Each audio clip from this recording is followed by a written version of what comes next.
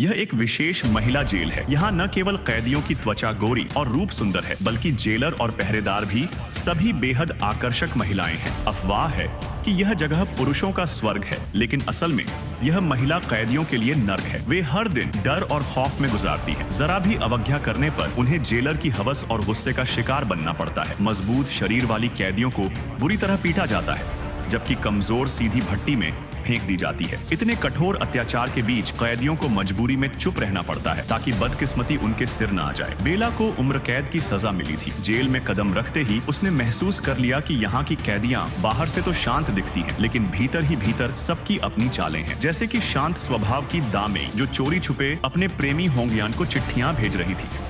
लेकिन यह रात जेल की मुखिया ब्लैकजी को पता चल गया। उसने तुरंत जेलर को चुगली कर दी। जब सब लोग काम पर बाहर निकले, तभी दामेई को बुलाकर तलाशी ली गई और उसके पास से चिट्ठी मिल गई। भले ही उसमें कोई ठोस सबूत नहीं था, लेकिन जेलर गुस्से से आग बबूला हो गई और दामेई को रस्सी से आधे आसमान में टांग दिया। सच उगलवाने के लिए जेलर ने तरह तरह की क्रूर सजाएं दी, लेकिन चाहे जितनी यातना दी गई, दामेई ने मुंह से एक शब्द नहीं निकाला। जब वह मौत के कगार पर पहुंच गई, तब उसे वापस बैरक में फेंक दिया गया। बाकी कैदी डर के मारे उससे दूर हो गए। केवल दयालु बेला ने उसे उठाकर बिस्तर तक पहुंचाया। इस मदद से दामेई बेहद प्रभावित हुई और उसने बेला को अपने जेल से भागने की योजना बता दी। बेला को यह पागलपन भरा विचार लगा, लेकिन आखिरकार उसने इसमें शामिल होने का फैसला कर लिया। इस जेल में ज्यादातर महिलाएं ही थीं, लेकिन कभी कभी कुछ पुरुष भी दिखाई देते थे, जैसे फल पहुंचाने वाले दो नौजवान। उनके लिए यह काम किसी सौभाग्य से कम नहीं था, क्योंकि वे यहाँ सुंदरियों को देख सकते थे और कभी कभी उनसे नजदीकियां भी बना लेते थे। एक दिन हुजी भाई और उसका साथी फल लेकर पहुंचे, तभी दो बेहद आकर्षक महिलाएं सामने से गुजरी। हुजी भाई उन पर से नजरें नहीं हटा पाया। जब वह स्नान घर के पास से गुजरा तो झांकने से खुद को रोक न पाया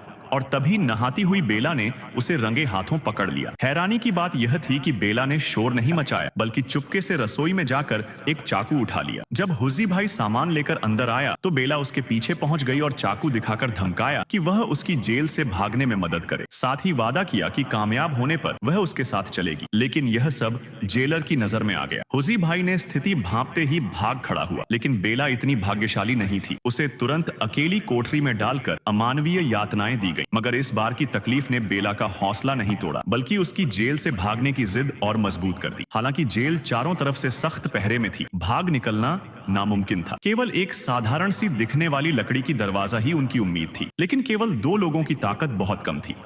उन्हें और लोगों की जरूरत थी। इसीलिए बेला ने जेल की मुखिया ब्लैकजी को चुनौती दी। खेत में काम करते समय दोनों ने कीचड़ में खून खराबे वाली लड़ाई शुरू कर दी। यह असल में जीवन और मौत की जंग थी।